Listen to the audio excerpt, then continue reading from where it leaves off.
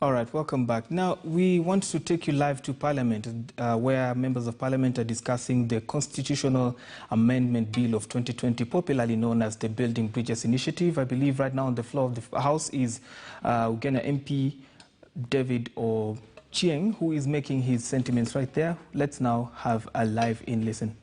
This is a matter that is close to my heart, because this country bleeds. People die in this country.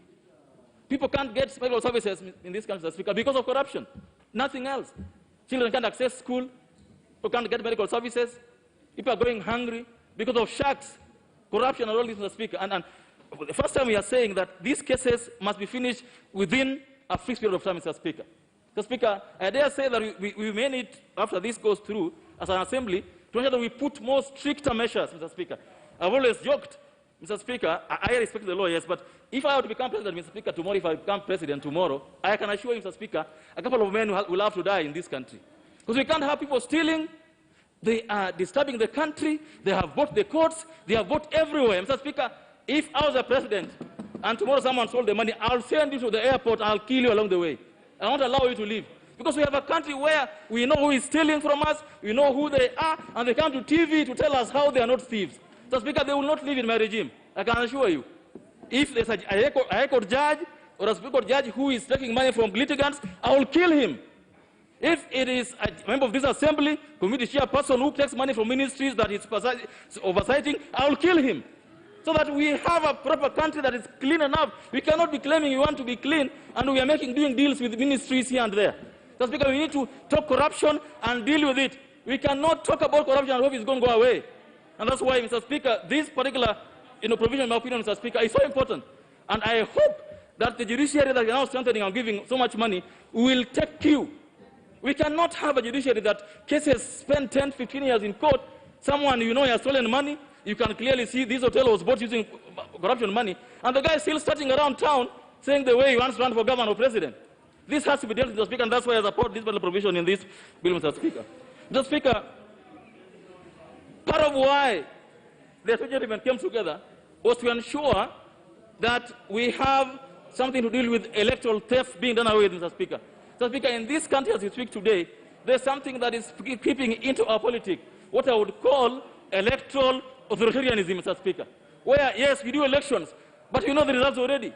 We are going to elections, yet we know that so-and-so will win, so-and-so will lose. Mr. Speaker, we cannot build our democracy by spreading fear, by spreading rumors that the deep state wants so-and-so, the system wants so-and-so. Mr. Speaker, we must build confidence in our institutions, must build confidence in our electoral process, Mr. Speaker, and that's why the provisions in this particular bill, as relates to making sure that our elections are transparent, more inclusive, and involving Mr. Speaker, and allows Kenyans to elect their leaders, Mr. Speaker, are very important, and we must support them, especially, Mr. Speaker, where they ensure that women are involved in elections without being asked to be nominated as long as they run, Mr. Speaker. Centering IBC to ensure that it has teeth to organize more transparent elections, Mr. Speaker, is so important, Mr. Speaker. But what is important, most important, Mr. Speaker, is the mindset of the public, the software of the public. Being able to understand that if you pick a bribe from a politician to elect him, you get that kind of politician.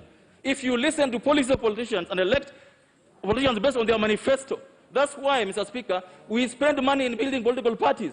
We spend money in setting political parties so that the parties we form are able to be platforms where parties and leaders can project their voices, project their platforms. Kenyans understand why this party is, why this candidate wants to run for president, not how much money is given to... sometimes I listen to Kenyans and I wonder what kind of leaders they want to get. If someone comes to you with a good policy framework, tells you what I'm going to do and I become this, and if he doesn't have money, then you tell him, no, this one is not going anywhere. So this is also an area where it's not for MPs only or governors. It's about our citizens being able to know what is good for them, not waiting for handouts and saying, this one has given 1,000, we'll elect him. This one has given only 200 shillings, you can't elect him, Mr. Speaker. If we are going to have a good country that we all belong to and we hope can become like what we are talking about, Singapore, then we must elect good leaders. We cannot hope to grow by electing people that are thieves, or didn't go to school well, have no ideas of how to think of solutions to... Mr. Speaker, we talk about re-engineering our country, rebirth of the country, but how do you rebirth the country. If you leave a civil service that has been there for the last 40 years, it's a bureaucracy that is so rotten, it's one that any politician that comes in knows. They know how to capture you. You can't grow. We cannot be able to solve our problems, Mr. Speaker, of 21st century, having a public service that is of 19th century. So in our electoral system, as we reform it, we must also reform public service to ensure that it is in tandem with the future of what the country wants. Mr. Speaker, let me talk about representation, Mr. Speaker. Mr. Speaker, one song that has been going on in this country, Mr. Speaker, for a while now, that our country is overrepresented. That we have so many representatives, Mr. Speaker, that we have so many MPs, so many senators, so many MCs, EMCAs, we have so many counties, and therefore so many governors, Mr. Speaker. This has been the song. Mr. Speaker, what I see in this bill, and, you know, Mr. Speaker, in law I come from, you say that when the mongoose catches the chicken, you chase the mongoose, but you also blame the chicken. Mr. Speaker, there are very good things in this bill. But then there are areas where we must blame the chicken too. That, Mr. Speaker, there is no rationale. I don't see it for myself. Why you would make this assembly move it from 290 to 360, Mr. Speaker, and number two, with provision in this same constitution that gives it endless numbers, because if you don't get the gender balance, you're going to have to add more numbers until you fit that level. This house is now unlimited in number. You could be 600 people in this house next time. Mr. Speaker, this particular provision, Mr. Speaker, that clause 10 and 13, that talks about adding 3 constituencies, Mr. Speaker, I think is ill-conceived and must be reconsidered. And even if it has to remain, Mr. Speaker, the IBC is, I mean, two individuals cannot decide how many constituencies are going to be created. They have no tools, they have no systems to do that. IBC has a system of ensuring that the numbers of people, the geographical requirements are met, but not two individuals who promoted this bill. Mr. Speaker, I would say more, but I want to say that with the Youth Commission, Mr. Speaker, the young people must now learn. The young people, as proposed in this particular bill, Mr. Speaker, they must ensure that the Youth Commission serves them. It does not be a place for employing people, but one that ensures that their issues are covered not just at the national level, but at the ministries and at the county level, Mr. Speaker. Mr. Speaker, I thank you and hope that provisions on financial cases are able to be handled to ensure that we as a country move forward. I thank you and support the bill, Mr. Speaker. Member from where? Member from where?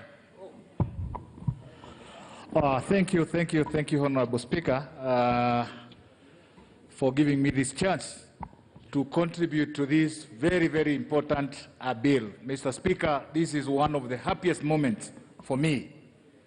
Since I came in this House, Mr. Speaker, I've been complaining about representation. I've been complaining that I have a constituency that is too large with 8 wards, 237,000 people getting the same resources with the constituencies that are of 3 wards. I'm very happy, Mr. Speaker, that we are heading towards correcting that particular situation. And for that reason, Mr. Speaker, I arise to support this amendment bill. Mr. Speaker, the journey towards this particular bill is well known to most of us, but a number of us have decided not to acknowledge where the country was when this particular bill or this particular thinking came about. In the year 2017, Honorable Speaker, when the current President Uhuru Kenyatta was elected and the Right Honorable Raila Odinga was sworn in as the people's president, that was a tempting moment for the president, Mr. Speaker. And he had 2 options: to either let it go and think of how to come up with a solution to the same, or send troops, KDF, police, and everything else to Uhuru Park to scuttle the meeting. And you can imagine what would have happened that day. The president, in his own wisdom, chose not to go the violent way. And he started a journey from there. And the journey was about making use of Article 131, subsection 2C, to bring peace and harmony in this country. In his own wisdom, he started a journey of stretching a handshake to light Honorable Raila Odinga to ensure that this country settles and gets the peace that was much needed that time. That was the solution provided by the president of this country. People who oppose the same, and they are here with us, have never ever attempted to tell us what would have been the best solution. They only criticize the same. They say it should not have happened, but they have never told us what would have been the solution to bring peace in this country. I personally, being a man of peace, Honorable Speaker, thought that that was the best and most welcome decision by our president then. Mr. Speaker, the journey continued, and we had eminent men and women, including the late Senator Yusuf Haji, God rest his soul in peace, who spearheaded the process of coming up with this document, Mr. Speaker. And some of us who are interested followed it up step by step. Some of us in this house decided to ignore it from the word go. And they ignored it until the bill came up. And this is a great moment today, Mr. Honorable Speaker, because I'm seeing some faces that are probably very rare in this house. I've heard voices of people today whom I've never heard since I was elected. This is an indicator, Honorable Speaker, of how important this particular amendment bill is, and we should all embrace it. Honorable Speaker, I would want to go straight to what I see as the article that people are misusing and wanting to confuse our people out there. And this is Article 89 that touches on the constituencies. Honorable Speaker, the promoters of this bill, in their own wisdom, proposed to add 70 constituencies in this country. That was their proposal.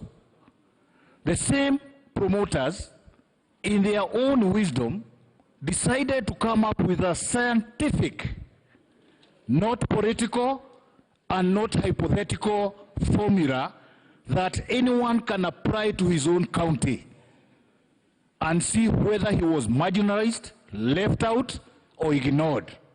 Honorable Speaker, the promoters of this bill looked at the population census of 2019, and Kenya was said to have 47.6 million people.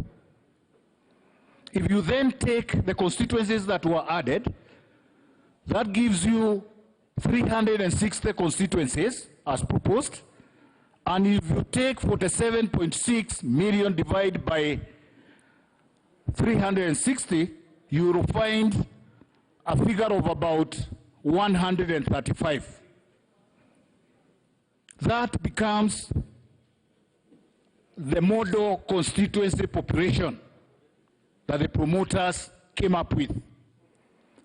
You would then take that figure and look at the population in your own county. Divide with that figure and see how many constituencies you are supposed to have. Honorable Speaker, I have taken time to look at a few counties using the same formula, and I have confirmed that whatever is being proposed in this bill conforms with the scientific formula. My own county, Honorable Speaker, has a population of 610,411. If you divide by 135, you will find that we are supposed to have 4.521 constituencies. Those that went through the maths would round up that one to 5 constituencies, Currently, we have 4. So we ended up in another, it's then proposed that we have an extra constituency. I look at Muranga. The population is 1,057,000. Divide again by 135. It's 7.83. That gives you 8 constituencies. They have 7. One more is proposed. Kiambu, where people are complaining that probably they are getting more constituencies because the president comes from there. Another misconception and confusion that is being created by people who don't want to face facts. Kiambu has a population of 2,418,000. Divide that by 135, you get 17.91. Round up to 18 constituencies. They have 12. They are to be, it's being proposed that they get extra 6. Scientific, not political, not hypothetical. In the morning, we were told that Nyeri will not support this particular bill because they do not have an extra constituency. Again, leaders who are expected to lead and to give direction, choosing to mislead their people, choosing to incite their people so that they can throw away a very important document, Honorable Speaker. The population of Nyeri, Honorable Speaker, is 759,164. If you divide that by 135, you will get 5.62. Round up that one, and you get 6 constituencies, Honorable Speaker. Nyeri currently has 6 constituencies.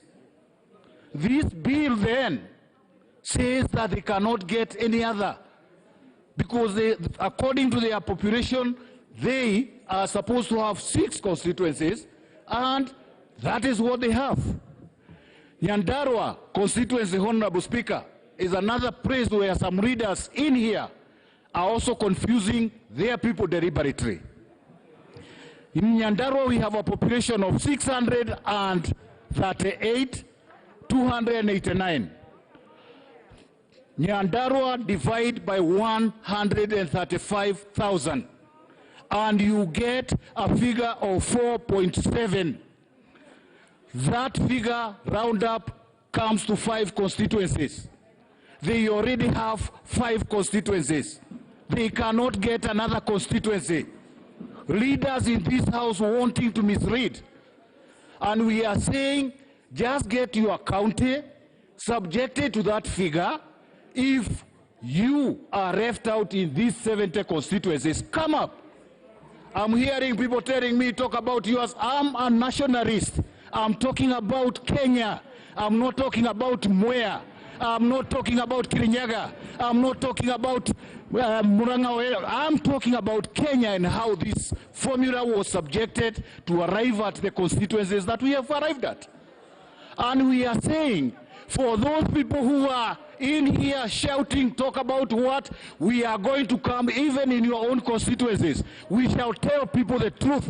We shall be there to tell people that this is not about scientific, it's not about politics, it's scientific, not about hypothetical. We know in 2010, Honorable Speaker, we had constituencies added in this country.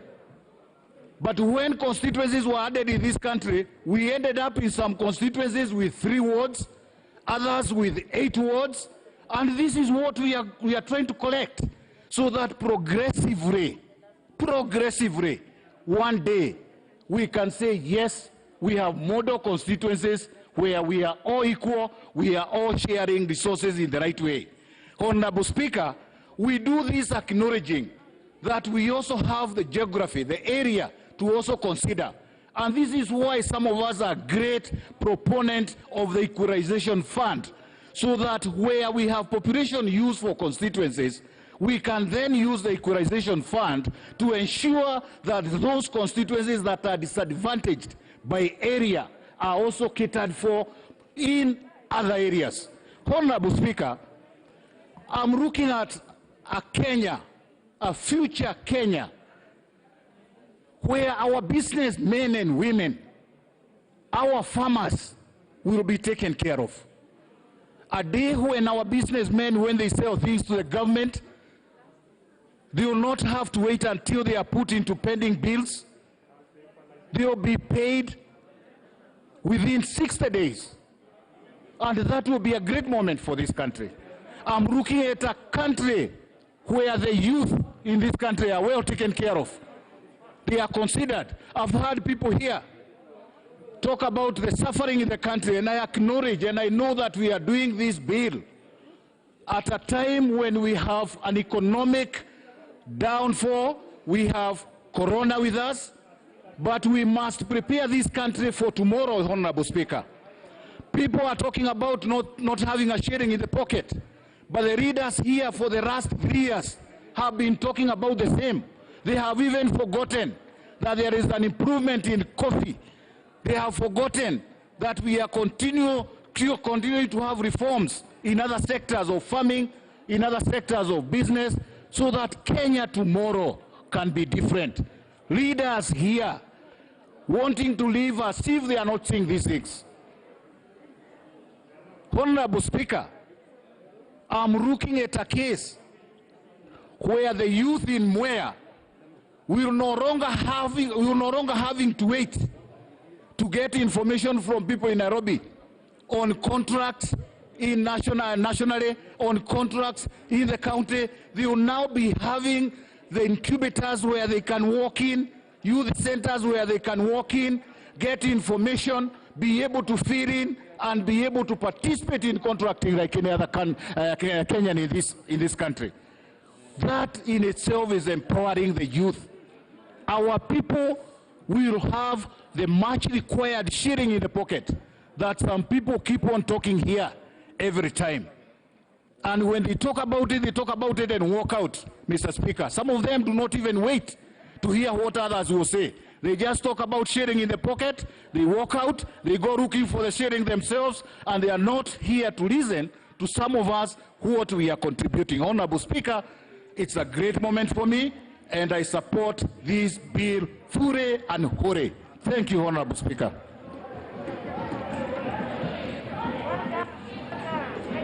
Now, very well. No, but anyhow, let me not be part of the debate. Some of those things I'll deal with them in my ruling. Honorable Professor Oduor. Thank you, Honorable Speaker, for opportunity to contribute to this bill. Honorable Speaker, I would like to start by thanking the committee and thanking the leadership and also all the colleagues who have contributed. Honorable Speaker, as indeed has been indicated, this is a critical moment, and it is a moment where, Honorable Speaker, I am particularly honored to be a member of this Parliament, the 12th Parliament, having been nominated by my party, the Orange Democratic Movement Party, Honorable Speaker, and at that being nominated under the auspices of ensuring that we get the voice of those who are perceived to be marginalized. Honorable Speaker, as I start, I would like, Honorable Speaker, to remind us, because I know I am speaking, Honorable Speaker, to my colleagues in Parliament, but Honorable Speaker, I also want to say that I know that as I talk, Kenyans are listening. Honorable Speaker, only yesterday we got a chance to honor a very respected member of this Parliament who was the leader of the Committee on Administration and Security. And Honorable Speaker, as I make my presentation here today, I would like to draw the attention of all of us members of Parliament who yesterday indeed acknowledged and honored a great leader, a great politician, a parliamentarian who put Kenya first and who had the sense to not only respect those with different opinions, but to see how it is to work. I start, Honorable Speaker, by reminding all of us that when we are here, because we are mortal beings, we are here for a while, Honorable Speaker, and we do not get opportunity, such as we have, to be members of Parliament, to be at a critical constitutional moment, to make a difference for no reason. Honorable Speaker, I'd like, as I make my presentations, to indicate that I do so knowing that we are here as mortal beings for just a certain period of time, and Honorable Speaker, that after a while we are going to leave, and we will, Honorable Speaker, be remembered for two things. We will be remembered for the problems that we caused, or we will be remembered for the problems that we have solved. It is on this reason, Honorable Speaker, that from the onset I support the Constitutional Amendment Bill 2020. I do it, Honorable Speaker, because the promoters of the bill seek to address issues arising from the implementation of the Constitution of Kenya 2010. Honorable Speaker, I had a moment to be observer number 36 as we at Bomas sought to hear the voice of Wanjiko and to see how to bring a difference. I thank God, Honorable Speaker, that I was an observer, but now I am, Honorable Speaker, in Parliament, and indeed, as all members have said, sitting here not only on my own accord, but speaking and indeed exercising authority on behalf of members and on behalf of the public.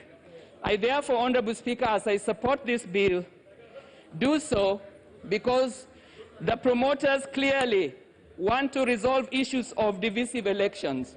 Honorable Speaker, we can talk about leadership, which is influence. Honorable Speaker, we can talk about politics, which is really how we engage in activities to determine how we choose to govern our country, how we choose to govern our wards, how we choose to govern our organizations. Honorable Speaker, one of the key issues that has indeed created great problems is that of divisive elections. Honorable Speaker, on November 17th, I was also caught up as Honorable Speaker as a result of divisive elections, politics, and indeed manners in which, as a country, we were bringing voters, youth, women, and others into a very difficult moment. We had a difficult time, and it took us hours, Honorable Speaker, with the Right Honorable Prime Minister Raila Odinga to move from the airport into town to Uhuru Park.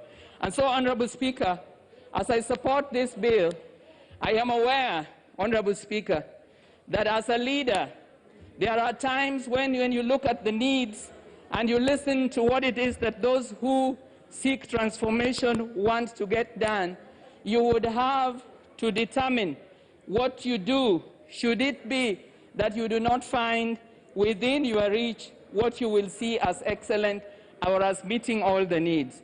Honorable Speaker, I know that as we look at this BBI Amendment Bill, Constitutional Amendment Bill 2020, we will see that we are also addressing, in addition to the key issue of divisive elections, the question of how, Honorable Speaker, to ensure that we have shared prosperity, Honorable Speaker, that we address issues of corruption, Honorable Speaker, that indeed, as we talk about devolution, then we do not only have a situation where this is done in words, but indeed where functions follow funds. And we see that we have, Honorable Speaker, therefore, the whole important issue of ward funds.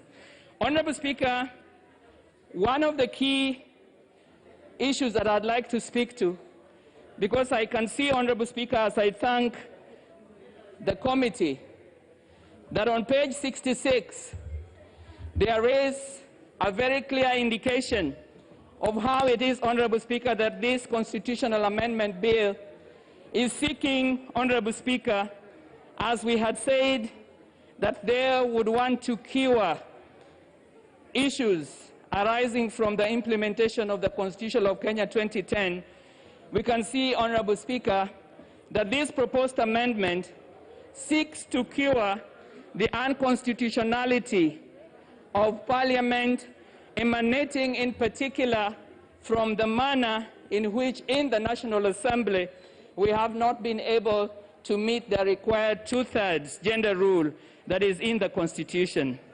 It is this, Honorable Speaker, that is the area I'd like to contribute to, because as I indicated at the beginning, I am nominated in this National Assembly as a person from ODM, but Honorable Speaker, I am nominated representing women. And I can see, Honorable Speaker, that today I am going to get a chance to also be 001 as I talk particularly about the issue of the women, because the Honorable Sankok has tended to be 001 and has not reminded people that he is dealing with persons with disability. So, Honorable Speaker, as I look at this issue, what I wanted to draw the attention, particularly of the public, and indeed to see as a key issue of concern, is that we are talking about good values. We are talking about good governance. We all would like to have representation. We would all like to have the shared prosperity. Honorable Speaker, when we look at the manner in which this proposed amendment bill is looking at an issue that has continued to give us challenges, that of ensuring that we allow those with leadership qualities to indeed ascend even to political leadership and not to be excluded merely on account of their gender. Honorable Speaker, the Prime Minister of New Zealand, that is publicly and globally acclaimed now as truly being a leader that is responding to the needs of all her citizens, is indeed a woman. And so as I talk, Honorable Speaker, I wanted to say that I support what the constitutional amendment bill is proposing to do, because, Honorable Speaker, it is based on a long journey of having tried many different avenues. Honorable Speaker, I know that we are aware that we are at an important, pregnant constitutional moment. Honorable Speaker, it is indeed true that we need to look at the legal angle and that we need to use law as a system of rules which will be the basis of governing or regulating or ordering what we do in our country to achieve the desired results. It is clear, Honorable Speaker, that we do not want to exclude anyone from fulfilling their interests or their rights merely on any grounds, indeed, Honorable Speaker, of discrimination. And our Constitution indeed prohibits discrimination on any grounds, be it gender, youth, age, or ability. When I look at this constitutional amendment bill, Honorable Speaker, I am encouraged that having looked at the manner in which there has not only been a constitutional stipulation, but also a manner in which there has been indeed demonstrated ability of those who then presented themselves to the electorate, who are elected and who have indeed come to perform their roles. It is in this constitutional amendment bill presented that we would want to go beyond what it is that we had before, and this amendment bill is seeking to give us practical tools so that we are not, in a way, Honorable Speaker, burdening women with guilt and shame when the only way they can be seen to be in leadership is that they are only those who come there by form of affirmative action. I do not, Honorable Speaker, in any way say that affirmative action is wrong. I am grateful because I am a product of affirmative action. But, Honorable Speaker, I think it is important that we see the spirit of this constitutional amendment bill that seeks to ensure that we do not get young girls and women imagining that the only way that they are going to be getting into positions of leadership is by nomination. Honorable Speaker, as I say this, I seek to clarify the misinterpretation and perception out there. This constitutional amendment bill, Honorable Speaker, is clearly indicating that we would like, as a country that has realized that there are challenges where in the elections there are language that is particularly discouraging or intimidating, or which would discourage an otherwise very, very capable and stout politician from arising and being elected. Honorable Speaker, I do not need to emphasize that we have very many cases where, as we talk about divisive politics, where, as we talk about electoral violence, this seems, Honorable Speaker, to wear a feminine face.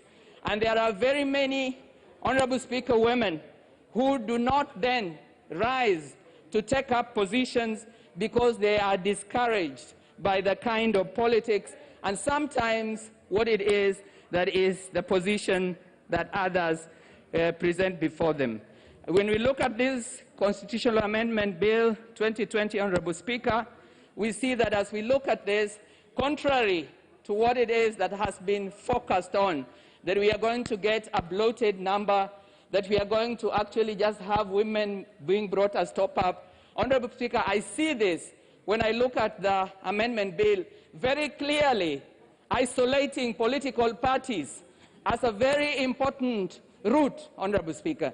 And I know that in the morning, one of our colleagues, the Honorable Omose, I think, had indicated that we would not want to force political parties to get women to be in a position where they are not. Honorable Speaker, if we look at statistics, we can pick any political party. We are going to find that the people who you will, if you are looking at gender, be represented much more are likely to be the women. The only challenge, Honorable Speaker, is that as a result of discrimination and many other issues, they tend not to want to rise to run for office. And therefore, Honorable Speaker, as I support this bill, I do it because I can see that as we enable political parties to clearly ensure that they observe the two-thirds gender rule, we will also, Honorable Speaker, be addressing issues related to corruption. Honorable Speaker, the cost we are talking about is going to be handled, and indeed, the most important, representation will be wholesome. I therefore, Honorable Speaker, support this bill. Thank you. Member for Daragwa.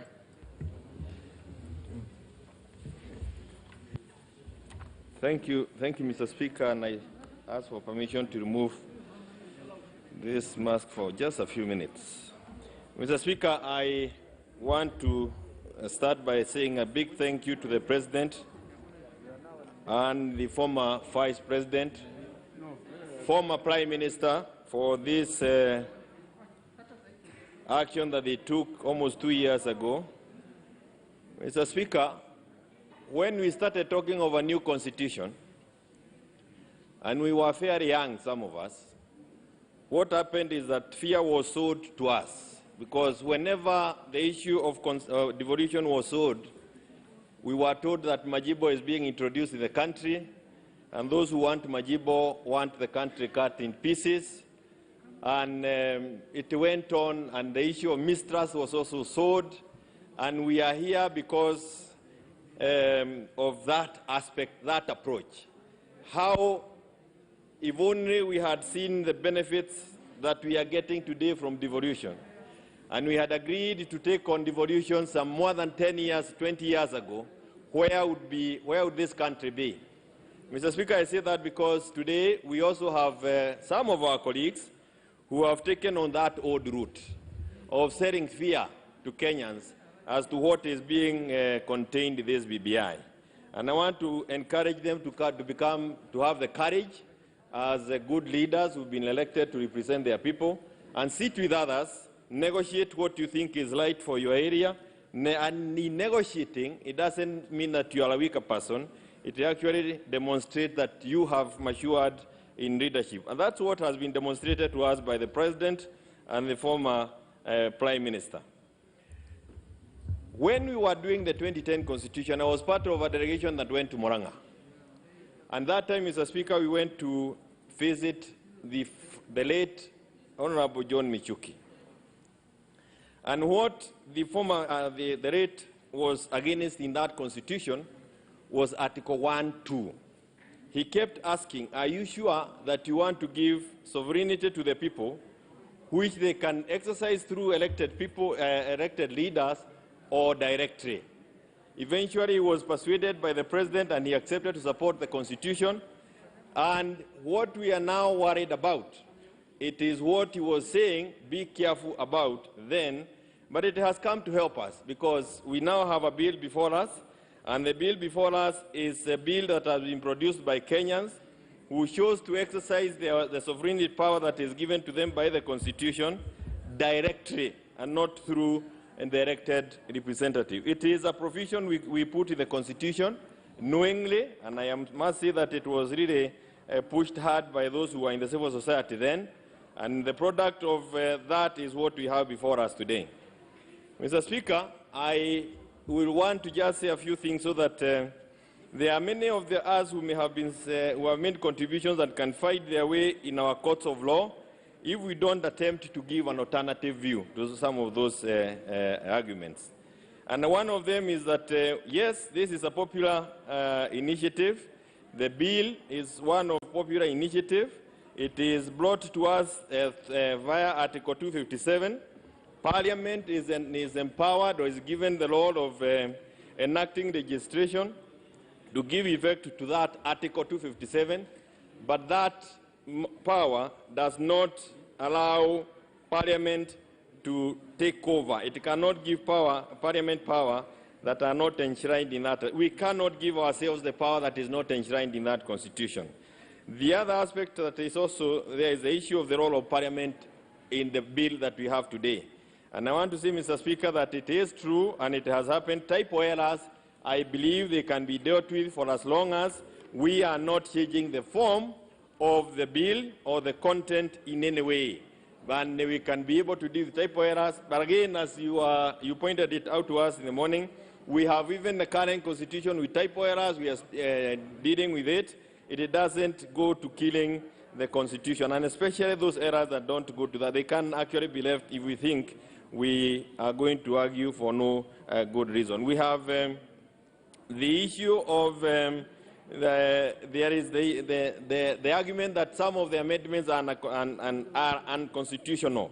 And Mr. Speaker, let me say that there is nothing unconstitutional in what we are doing. You can always make a proposal to amend the Constitution.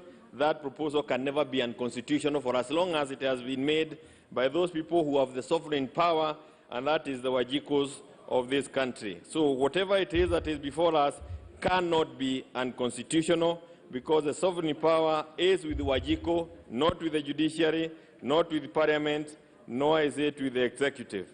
Mr. Speaker, and I think it is important to point out that these are issues that were argued, and one can always speak up on some of the cases that have been there. This issue came up with Joya and 6 others some while back, and you can actually see those rulings having been made that early, that Wajiko has the sovereign power. Mr. Speaker, I think it is also important to point out that if we can pay attention to the way this bill has been titled.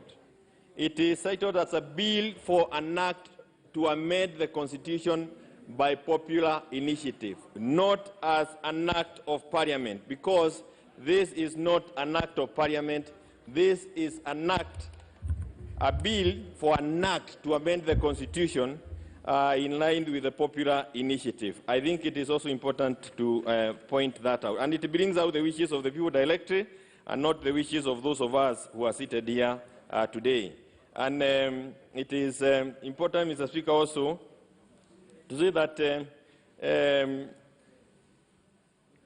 you never bring amendments to an amending act. I think this is something, and I think it is also important to know that we will be trying to implement, we will be implementing what is contained in this bill, and once it is done, we don't revoke it, but then it becomes a spent document, always available for us to refer, but all that will be contained in it will then be superimposed on the existing Constitution. Mr. Speaker, there is the issue of the referendum, and again, we have the question, there are those who have argued that we needed multiple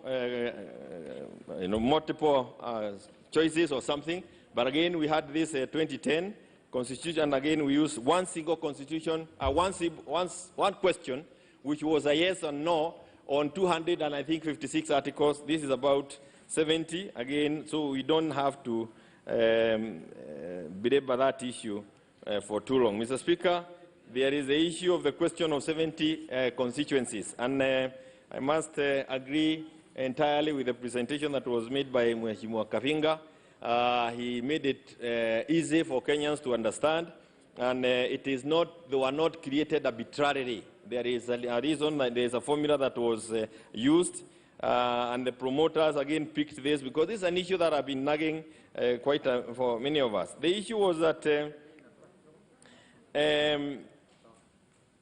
the mandate of IEBC, that's the aspect that I would want to deal with on that aspect. The mandate of IEBC, it is not to create constituencies, it's to deal with boundaries. The mandate of to create constituencies is with the Wajiko, and Wajiko has added 70 for the reasons that he has given. IEBC now has the work of ensuring that the boundaries are cut out. That is the mandate of IEBC. And again, as Mheshimiwa Kafinga has done, he has demonstrated to us how those 70 constituencies were arrived at. And again,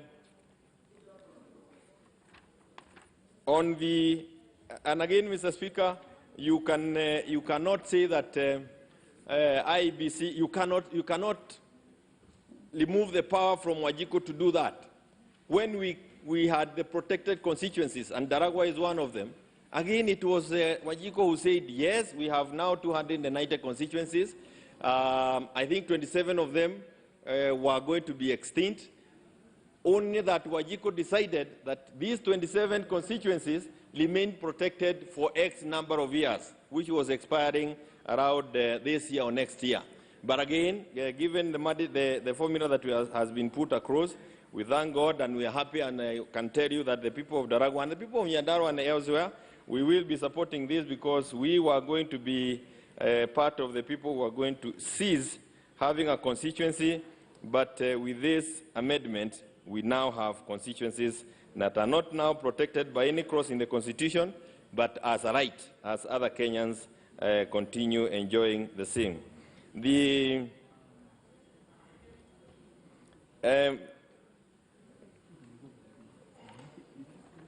Speaker, I don't want to go back to that issue because I was talking about it, that Kenyans can exercise their power directly, and the issue of wanting to the Kenyans can exercise the power they have donated to us directly, and that is what they have done today.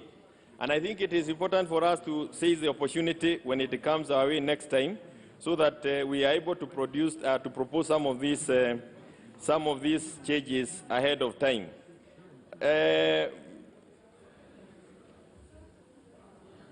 The basis for creating, again, let me leave that out. IEBC, Mr. Speaker, it is important to know that IEBC has no powers to create new constituencies.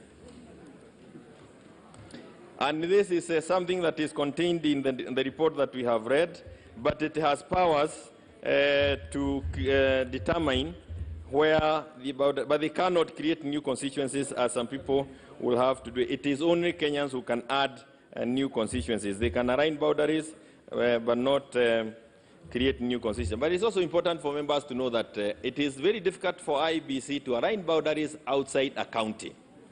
So this has come to help us deal with an issue that was going to be a major problem to us as a country when the population within a county did not meet the expected threshold. Now this helps us deal with that aspect which was going to be problematic. I say this because we had sat with IEBC and they raised that as an issue that required the intervention of this House. But again, Wajiko has decided to do that directly. The issue of the judiciary ombudsman, Mr. Speaker, again, this is not, I think there is a confusion. This office will not impede judicial independence. The ombudsman reports to the JSC. He does not, his findings will go to the Judicial Service Commission, and not, he will not be seen to be implementing them directly. But it is important that Kenyans have now a way of interacting with the judiciary through that office that has been given power. And it is also important to know that this office was created by the first Chief Justice, what was the name of the first? Mutunga, Willy Mutunga. He created this office. All that we are doing now is to clothe it with some constitutional protection. The former Chief Justice downgraded it, and perhaps we may be seeing some of the repercussions for his having degraded that office. Yes, Mr. Maraga, Chief Justice Maraga downgraded it. Mr. Speaker, there is the issue of the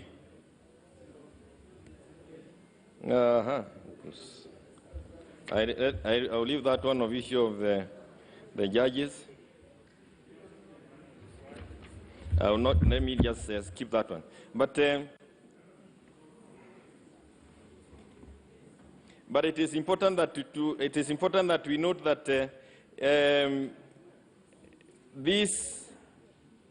vetting of ministers has again been removed from the members of the House or from Parliament for the reason that, one, they are here in this House, but if we think that we should bring them back again, you can always bring that, vetting back to the House. But as it is, they have been removed from vetting by members, by ourselves, because they will also be sitting here. They will have been elected like we will have been elected, and I think it is only fair that that is also aligned. There is another inclusion that people have thought about. This is the issue of professional fees being charged. That is harmonizing the same. Again, it is a sovereignty of the people to determine any clause in the Constitution that is supreme, and it is not unprofessional when those fees have been harmonized. The issue of having to get those at the national and the county charging the same.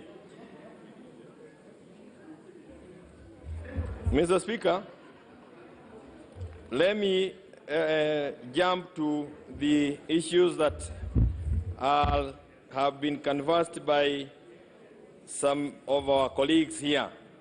And I want to say that, as I conclude, Mr. Speaker, let me say that Member for Kwale County.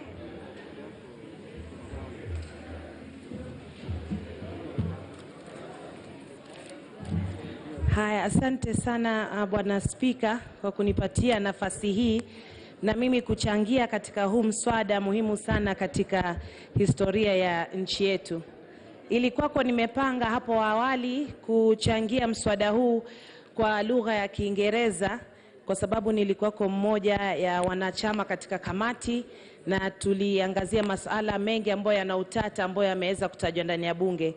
Lakini kwa sababu kuna waheshimiwa wenzangu waliokuja hapo awali kuzungumza mambo ambayo mengine kuko sio ya ukweli, nikaona ni muhimu kuzungumza, kutoa mchango wangu kwa lugha ya Kiswahili ili kuhakikisha kuwa wapwani watakapoamua kura ya maoni kiwafikia, wakiamua kupigia kura mswada huu, watapigia kura mswada huu wakijua ukweli wa mambo yalivyo halisi. Asante.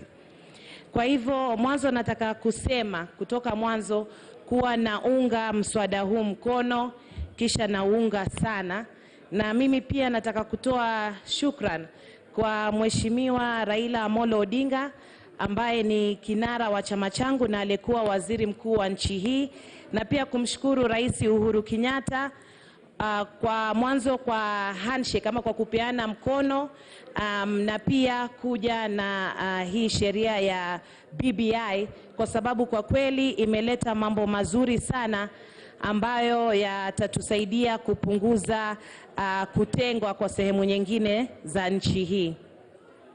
Ningependa pia kujulisha bunge hili kama nilivyosema awali kuwa mimi nilikuwa mwanachama katika kamati ya sheria ya JLAC jadili ripoti hii na kuja kwa ripoti hii, na ningependa kushukuru kila mmoja aliyechangia ripoti hii kuwa nzuri ilivyo, kwa sababu kamati hii ilipoongozwa na wenyekiti wetu wawili wa Bunge la Kitaifa na Seneti liliangalia masuala tofauti tofauti kwa upana na kwa urefu. Mimi ni mmoja pia katika hii kamati ya wale ambao walitia sahihi ile ripoti ndogo ambayo ilikuwa inaangazia masala ya kuwa na maeneo bunge 70 mapya.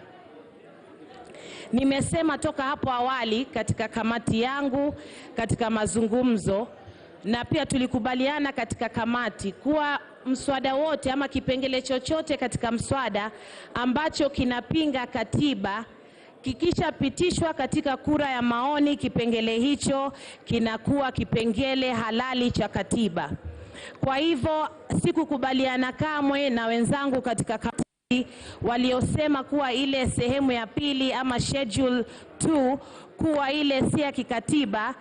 Sikukubaliana nao, kwa sababu sote kamati tulikubaliana kuwa kipengele chochote, iwapo maoni yako unaona kuwa ni kinyume na katiba, lakini wananchi wa Kenya wakishapitisha katika kura ya maoni, sehemu hiyo inakuwa katiba. Na mimi hata hivyo sikubaliani pia hata hivi sasa kuwa sehemu hiyo ya katiba yenye kuorodhesha zile eneo bunge 70 kuwa ni kinyume cha katiba. Na sababu ni kuwa kwa sehemu 257 ya katiba yetu inatoa ruhusa Mkenya yoyote kuleta kipengele chochote au mswada wowote wa kubadilisha katiba.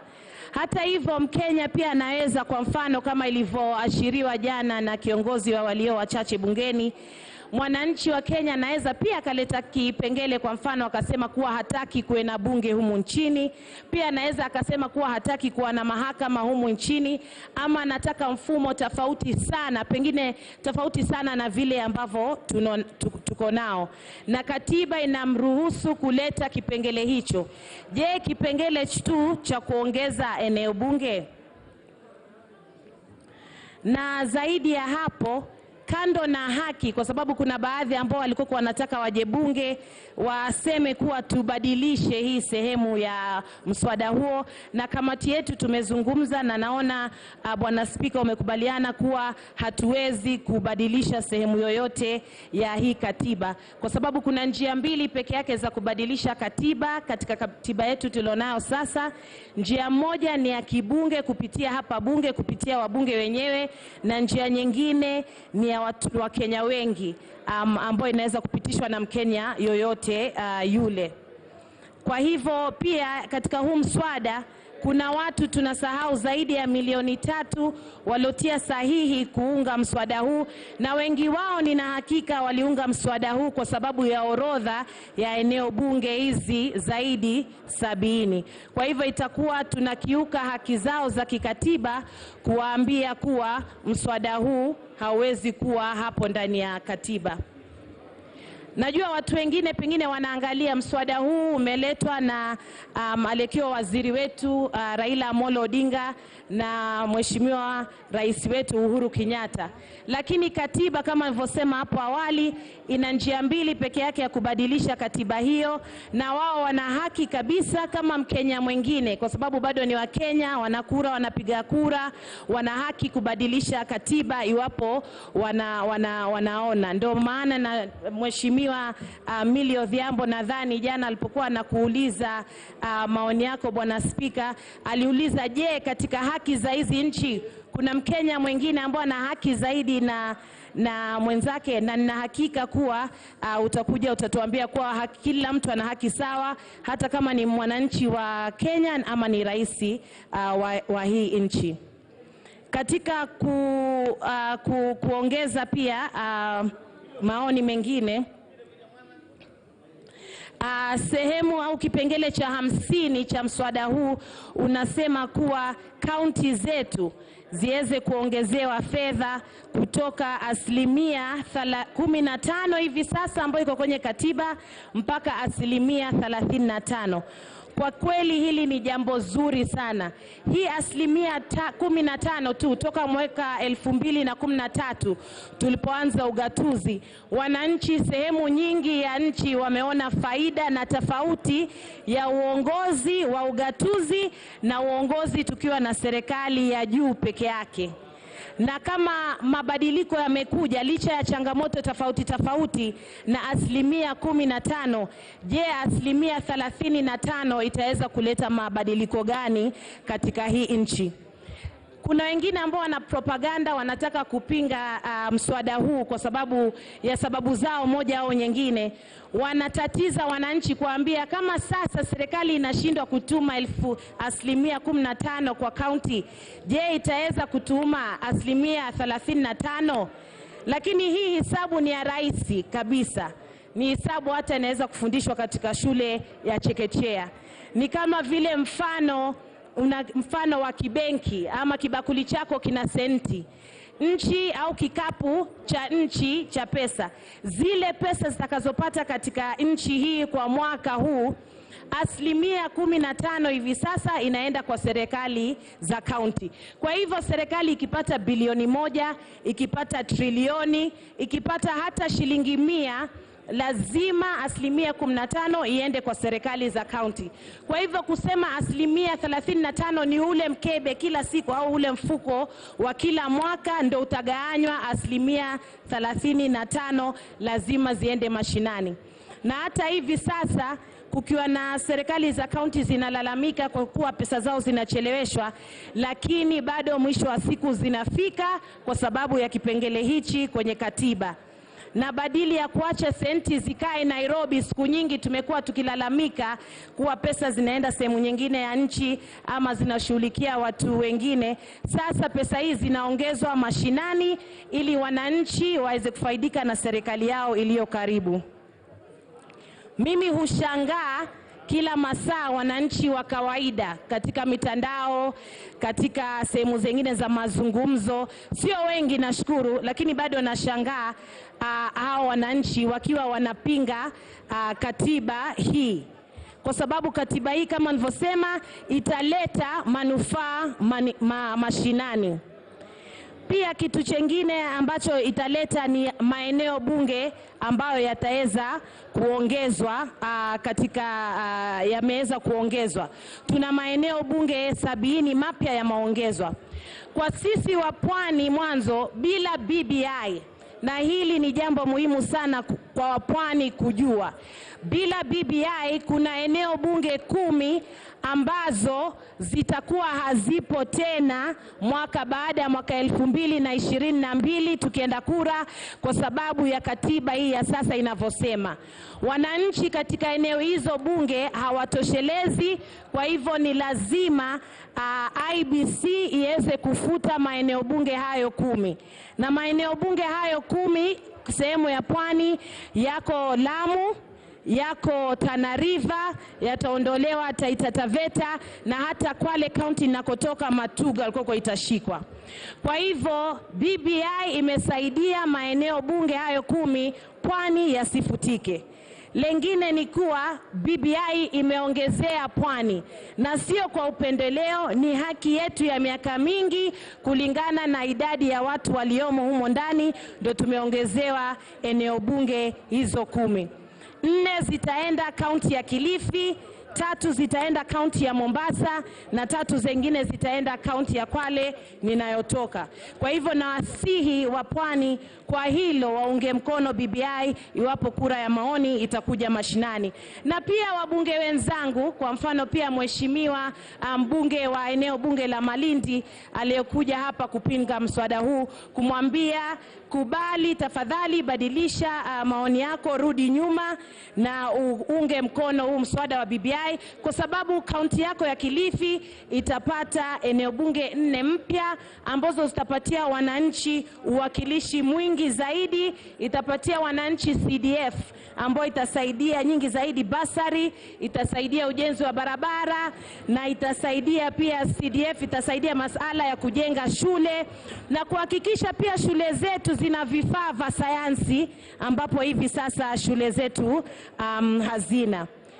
Lengine pia muhimu sana la kuangazia ni masuala ya jinsia.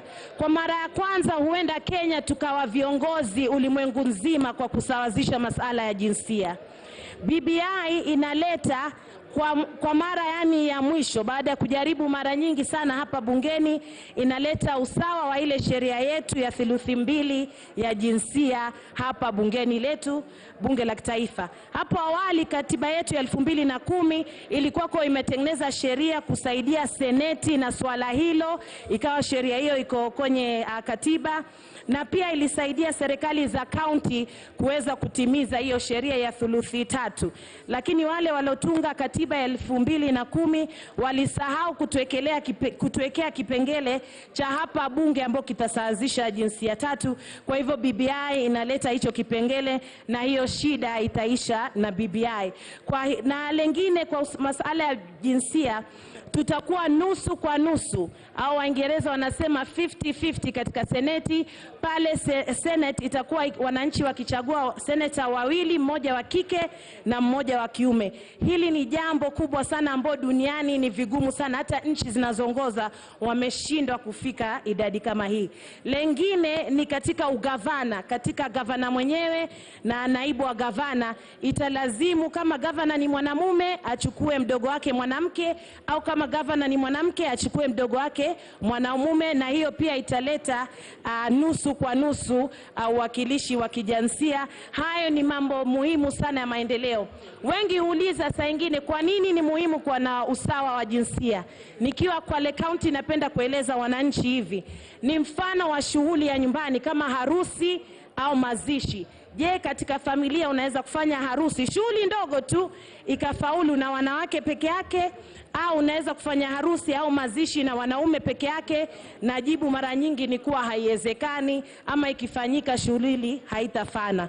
Kwa hivyo hiyo ndio umuhimu wake.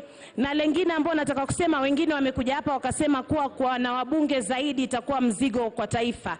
Huo si ukweli. Mzigo mkubwa Kenya yetu ni ufisadi ambao unakula 2/3 ya pesa zetu za bajeti za mwaka mzima.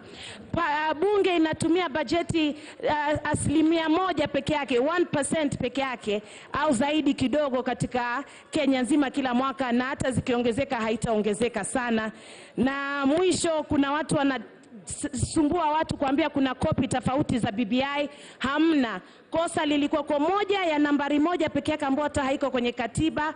Na kwa hayo pia nasema shukran, naunga mkono, na nawaomba wabunge wenzangu waunge mkono, na Wakenya kwa jumla ikija kwenye kura za maoni waunge mkono mswada huu. Asante.